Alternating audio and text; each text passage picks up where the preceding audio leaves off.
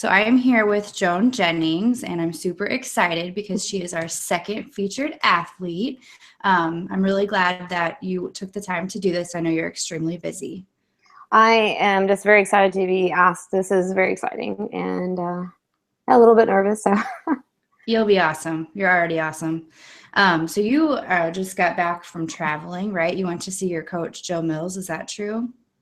yes, and then after that, I had to go to work, and then I just got back a couple of days ago. Okay, awesome. So, Joan, we're just going to go through some questions about like your athletic history, and people want to know kind of like how do you eat, what do you train for, what sports have you done in the past, and then there's also some potpourri questions that we'll get to. So the first question is just Okay. basically an overall, what's your athletic history like? How did you get started, and go from there. All right. Well, my father was special forces in the Air Force, so he kind of always had this like I could do anything the boys could do mentality. So, I mean, I think at the age of 5, he literally would have me do 100 male push-ups, and every time his buddies would come over, he would drop me. I would just do my 100 push-ups, or if I got in trouble, I got sent to my room, and I would have to do numerous exercises with these little these little weights he got me. But and then just off and on, I did a little weightlifting in high school, and then joined the Navy when I was around 20. And I played soccer in high school. Okay. It wasn't though until 2008 when I went to Iraq. I was in Baghdad, and everybody was kind of talking about CrossFit, and I was like, oh, that sounds really awesome. And that's when I actually started getting into weightlifting.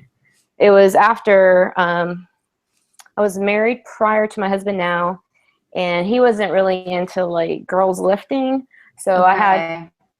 I had to like, that was kind of difficult in the beginning, trying to like steer away from that. And I mean, I just really enjoyed weightlifting, so I got into lifting when I was in Baghdad in a couple of spots there in Tikrit. I looked for CrossFit gym when I got back home, one that I could bring my daughter to also. I found this awesome gym and actually met my husband there like 3 weeks when I got there. And I mean, I just really enjoyed it. And I was pretty competitive with CrossFit and doing the opens and stuff. And I just realized these girls were snatching 125 pounds. And I'm like, man, that's my body weight, So I was like, all right, so let's just get stronger. And once I started like getting into a powerlifting program or, any kind of weightlifting program, I just kind of really just started focusing on that and shied away from CrossFit a bit. Gotcha. And here I am. That's awesome. So I started out in CrossFit as well. I was a runner before that, but I got into CrossFit, which is kind of how I met the bar, so to speak. So I think that's really cool that it's similar.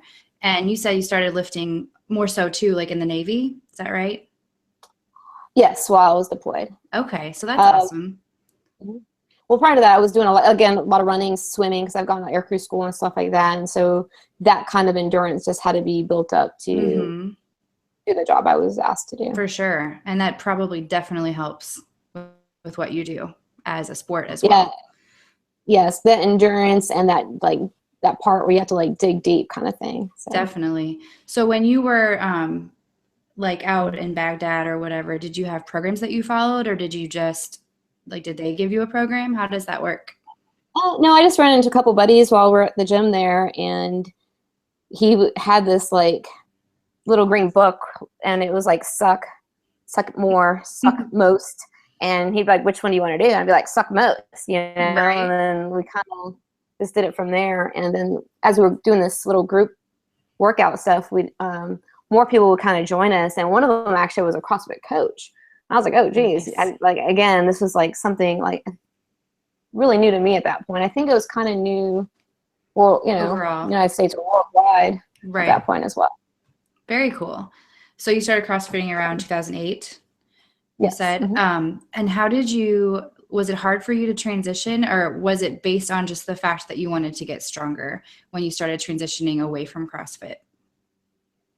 I just I wanted, well, because I wanted to start lifting and get stronger so I could be better at CrossFit. Because I felt like the weights felt lighter, I could move them quicker. But I mean, it was almost immediately. I started getting my first Olympic meet. 2 weeks later, I went to my first powerlifting meet. 5 months after that, I went to my first strongman meet. And I've just kind of been bouncing between strongman and powerlifting since. I suck at Olympic lifting. There's nothing pretty about my moves on that. So they're definitely art. The snatch and the clean are definitely an art.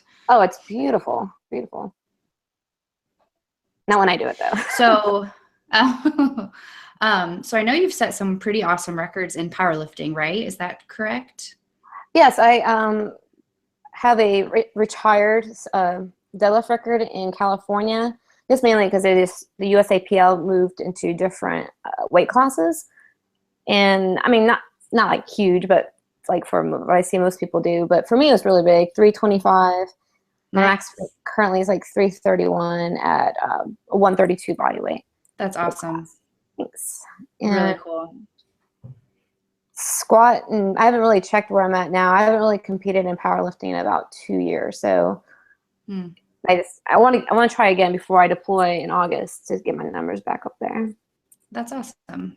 So you mentioned Strongman, and that's actually where I met you. I met you for the first time in California, and then again at Nationals, where I had a mini breakdown, and you were the best hug ever. So I will never forget that moment. You're so kind. Thank you. But my question, I guess, is how did you pull upon Strongman? Was that built into your CrossFit gym, or did you find a competition, just post it and kind of go for it? Actually, Brandon Morrison with Lift Big, Eat Big. I was living in Washington State. I was stationed in Whidbey Island. And I would drive down 2 hours to train with him and his crew on the weekends. And he got me into my first lifting meet, and he was actually the first person that programmed me in it. And we actually did our first strongman competition together, and then just kind of really hit it off from there. That's awesome. I love that company. It's a very cool brand, and I like what they stand for. Yes, great people too. Yeah, very cool. So in general, can you think of a tough moment for you as an athlete, in a competition? What has been one of your toughest moments? I mentioned me crying at Nationals, that would come to my mind, obviously feeling defeated, but is there something that sticks out for you? That same Nationals, actually, I zeroed on the finger. Yeah, I don't even like it. I don't even know how to pronounce it correctly. I don't even like looking at it when I see people on Facebook doing it.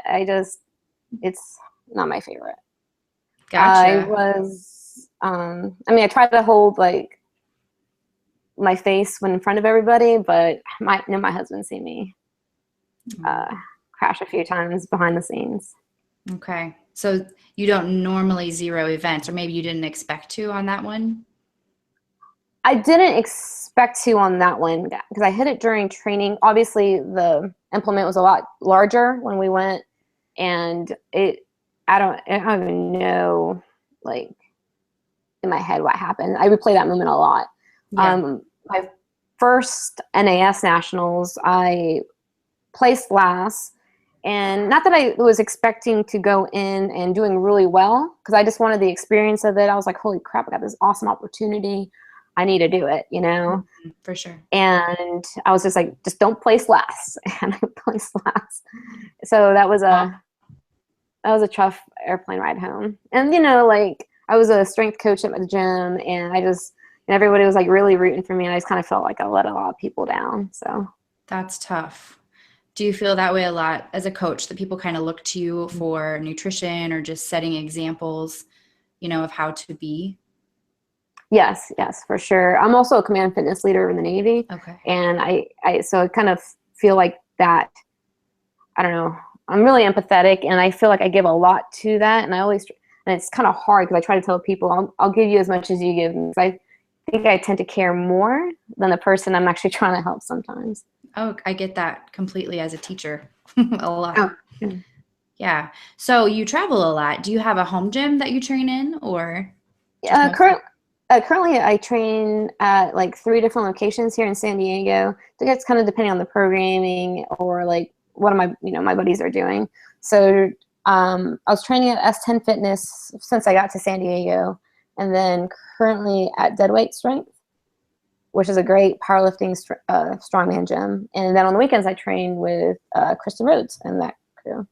Oh, nice. Okay, I've seen some of your posts with her.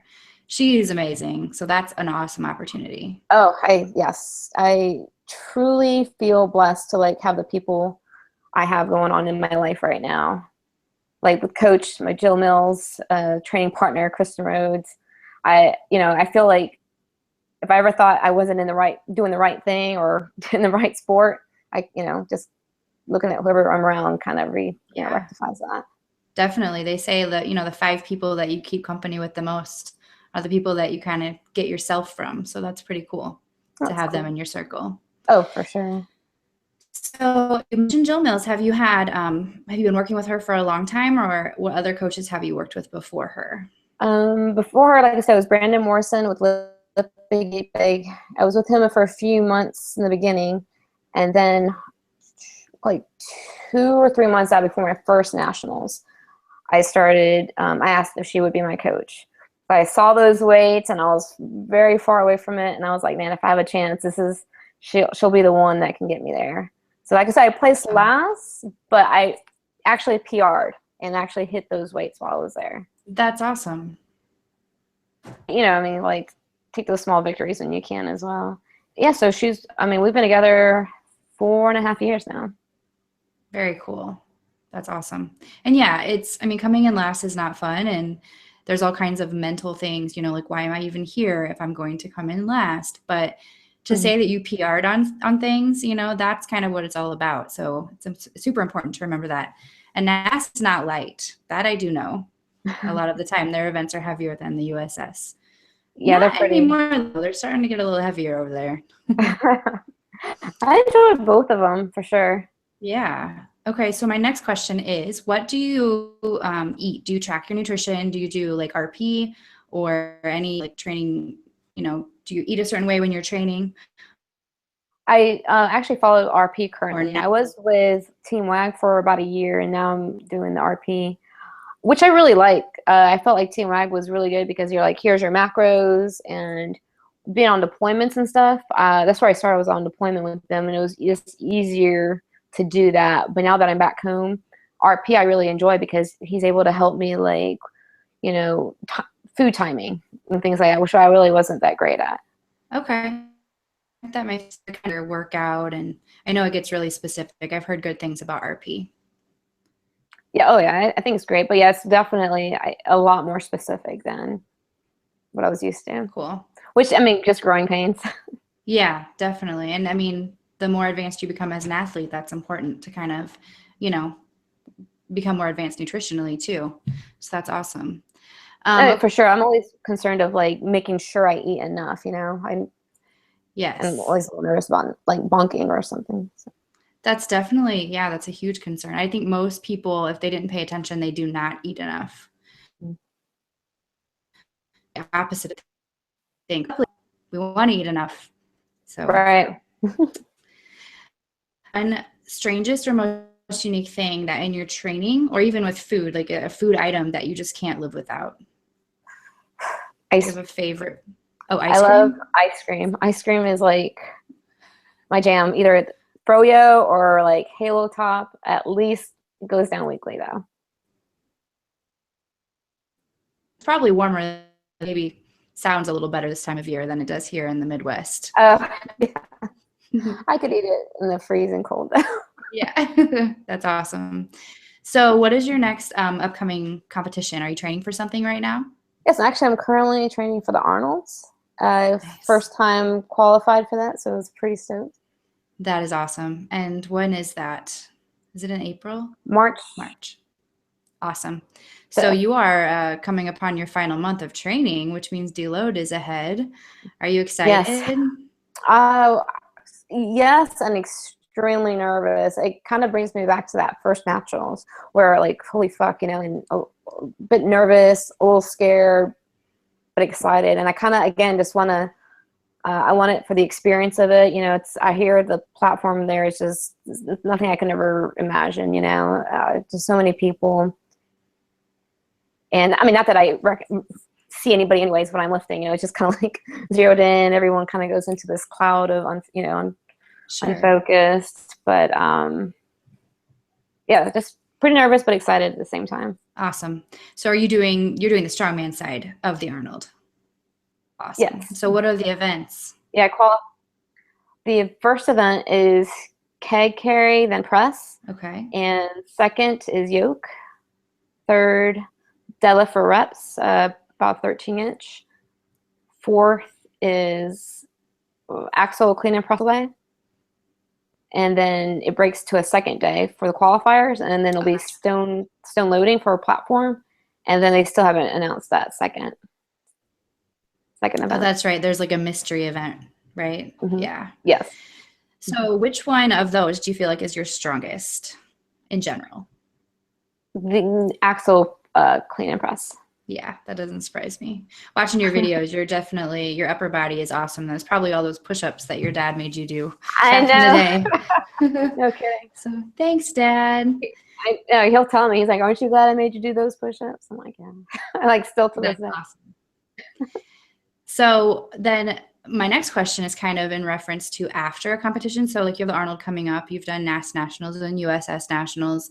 Do you get, like most of us get, the post-competition blues, and how do you handle that? Like, what do you mean kind of blues? Like just kind of like when, the party's over. Like I've worked so hard, I went and competed. If you do well or not, you might feel like, you have that downtime where you need to rest your body and kind of recuperate. Do you feel down or kind of just lost, or are you just focused on the next? Do you kind of have that valley after the highs of competing? Actually, I like really look forward to that week of just recovery afterwards. Nice. Like I push, it's like I'm gonna just push hard because you're gonna have a full week, and I'm a big believer in like a week before off and a week after off. Nice. Just for the longevity, I think recovery is huge in what we do, and I kind of look forward to, honestly, sometimes just not even eating everything. Right now is like I feel like I force food, and just that week of just trying not to care. And that honestly is kind of hard too sometimes, just like a week of deprogramming my mind and then like getting back on it. Yeah, that makes total sense. And I agree with you. We are hard on our bodies, so that time off is definitely important. It's good to hear that you enjoy it to the fullest. Yeah, massages, food, I mean, or not food, just like sleep. So all right. So my next question is, like it hasn't happened yet, but what is your proudest moment so far, either in strongman, powerlifting, CrossFit? Like, does one moment stick out, or one specific competition, or maybe something that someone said to you?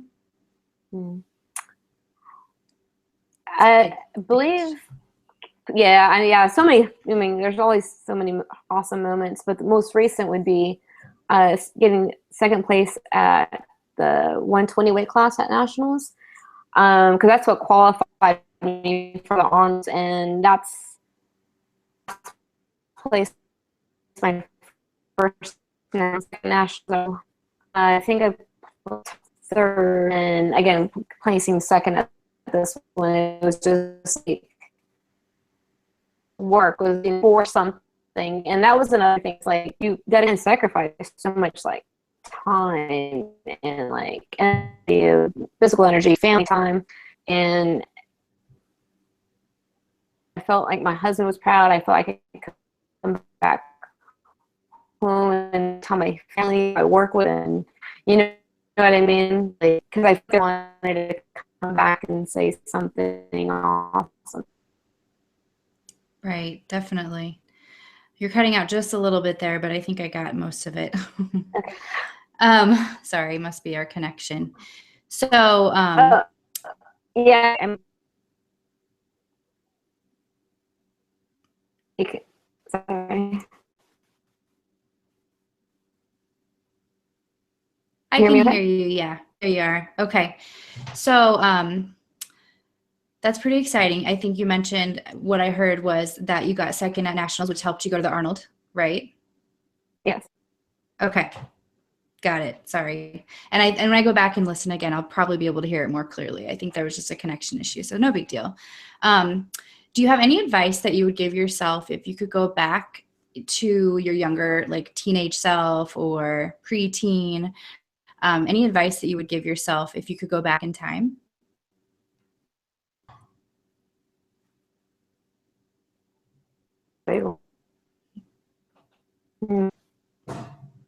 I think I would have tried to have been a bit more focused, you know, like I kind of had like a hard childhood growing up. Like I said, my father was like really on me with that, but they split up when I was really young. So it wasn't like my whole entire life I had him in my life for that. And I didn't really know what I wanted to do, which I mean, a lot of people don't, but I think I would have tried to just been more focused and more positive. And when I say more positive, just kind of like I had really insecure, like, I mean, everyone, I think for the most part has body issues, you know, self-image issues and things like that. So I would have probably just told myself to been a lot kinder to myself then. That's good advice. As women, I think that's luckily, you know, body image and things like that are getting a little bit better. I think strength sports are a big part of that. So I'm really thankful for that. I think it also. Yeah. So do you have bad training days like everybody else, or are you just a superwoman who never has bad training days? No, I have bad training days too. I think it was Monday, and it wasn't like the whole day of training was great. I tried to go for a PR and I didn't get the PR. I mean, I hit like an old-ish PR, like the 205 bench. And then I went to a deadlift and I couldn't even do like 90% of what I was supposed to do that day. And then I felt like I got redeemed myself from like squat. But then it's just like, so I had to find like the hot, you know what I mean? I had to say like it wasn't, like at least I did squat really well, you know, or Right. It had parts that were good. yeah, parts. So I'm always trying to look at the silver lining of anything, especially, like I said, I can be really hard on myself. And one of my New Year's resolutions is to be kinder to myself. So I had to like kind of bring that to reality. And then, you know, sometimes I've just had a bad training week and just kind of have to figure out what's been going on that week. With work was super crazy, or my sleeping, am I eating right, and all that stuff. Right. So kind of figuring out what you can dial in maybe to help it. And Mm-hmm. sometimes we just all have bad weeks. So knowing that is half the battle too. And then just kind of like dropping that ego. Like if I'm supposed to be hitting 250 for squats, but that day I can only hit like 195, then, you know, just stick to the 195 and that same rep scheme, you know, just kind of, I'm trying to learn to listen to my body more, you know, in that aspect. That's awesome. I like that. Dropping the ego, kind of getting over yourself and the fact that it's just a number, but putting in work anyways. That's good. Yes, for Awesome. sure. So I definitely think it's awesome that your husband and your daughter are so supportive. I know they were both with you when I met you in California and at nationals as well, if I remember correctly. I know your husband was at least. Yeah. Yes, So my husband was there. are they super supportive? Does that help you balance being a mom and being an athlete? Like, because that is a huge task to be as busy as you are and still be a mom and a wife. How does that work for you? Well, when I was dating my husband, I was like, hey, these are my goals. I want to be one of the strongest women in the world for, you know, my size. Are you in or are you out? I was like, if you're in, let's do this. And he was in. I mean, we met at the gym. And Right. when I came home in '08, my daughter was 2. And she's always just, that's what she knows. You know, I'll bring her to the gym and sometimes she works out and sometimes she doesn't. But they have to be my number 1 and number 2 support. I mean, it's just, I mean, my husband, I swear, is so incredible with me when I'm at my meets. You know, he tries to make sure I'm eating right away, because sometimes I'll finish an event and I'll get this high and I'll start butterflying off and talking to everybody. He's like, no, Mhm. you got to focus. And he brings me back in. He's like, you got to eat and, you know, stay out of the sun and all that. And then, you know, my daughter, she's hilarious because, again, she's all she's seen. So she'll just do whatever. And, you know, she's kind of really hard on me. She's like, what? You didn't get first? I'm like, hey, these women are really strong. So, you know, little things like that. But to her, you know, she thinks I'm the strongest mommy in the world. Yeah. And she thinks I'm huge. So that's always awesome. You know, like 5 foot. But. You're right. You're so little. I love it. It's really pretty magical to watch your daughter cheering for you. I mean, you know, just knowing what she sees through her eyes, and just, it has to be so cool to be showing her what it looks like to be more, and to be more than your body, and to ignore limits within reason, of course, you know, but to do more for yourself. Like, I just think that's really awesome. So I applaud you as a mom. That's just so cool. Yeah, it's definitely one of my biggest goals with that, you know, like I'll never say, you know, I'm always very like, you look, you know, you're very fit or, you know, very strong, and try to keep some of those other words away. So from her, you know, so like with my father, you know, he would always kind of, I was a very chunky kid, and, you know, try to, you know, say like, you know, things like that. So I think I just try with my daughter to stay away from the more negative words. So that way it's not even in her head. And it's just like, you know, just being Yeah. strong and fit and smart and things like that. But no, hearing her cheer for me, it's, I mean, I couldn't ask for anything more. And I give her, you know, anything I win, it just goes to her. So she'll has all my medals and plaques or whatever in her room. That's adorable. I love that. And yeah, you're right. I mean, from an early age, we all remember how we were defined by other people. And I think as women, especially, and I think that is super important. So very cool. And as a teacher, you know, I try to do similar things, but it definitely starts in the home. So I kind of can't wait to see what she grows up to do, because if she's anything like her mom, she's going to be amazing. I'm looking forward to it too. She's going to be a little beast. It's going to be awesome. Aw, I love that. Okay, so my next few questions are kind of general, and they're a little bit random. So, but the first one is, what do you do for fun outside of lifting and outside of your sport and working? My husband's really into rock climbing, so we'll do like a climbing date. At least we try at least once a week, or we'll just do yoga but we try to stay away from like anything like strength yoga. We go into like yin yoga where we hold moves for like 5 minutes, which is hilarious because I look over and he's like passed out. Like every move, we'll move on to another move, and then he wakes up, and then he sleeps for the next 2 moves. So that kind of cracks me. That's awesome. I mean, being in San Diego, we love paddle boarding. I love hanging out with my dog, and um, yeah, I mean, just and then for my daughter, we kind of do like one really cool thing for her like every weekend. So Nice. That's awesome. So, I mean, I guess that answers my next question, which is, how do you recharge? It sounds like a lot of those things are calming and relaxing, and what kind of help you get centered. yes, for sure. And my training days are just 3 days a week. So again, that recovery and just kind of that mental balance. And because my husband does give so much to me on those, you know, days where I need him, I feel I also have to give that rest of my time to him. Appreciation of, you know, his support. And same with my kid. Definitely. Yeah.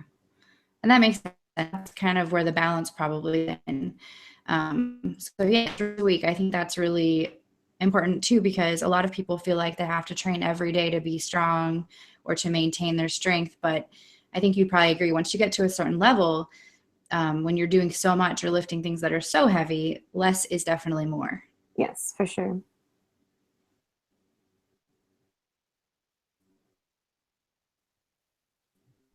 I just have more bitch, and but if I'm dinner, what would you make me? I'm sorry, what would you say if you cut off for a second? Oh, I'm sorry. So my last question is, if I came to your house for dinner, what would you make me? I can make you a lasagna. I make a very mean lasagna. That sounds delicious. I like go all out and like I get all these different types of beef and different types of cheeses and all handmade. I mean, outside the noodles, but everything is like a production. Nice. Awesome. All right. Those are all of the questions that I have formally planned. Do you have anything that you would like to say or anything you want to share that we haven't touched on?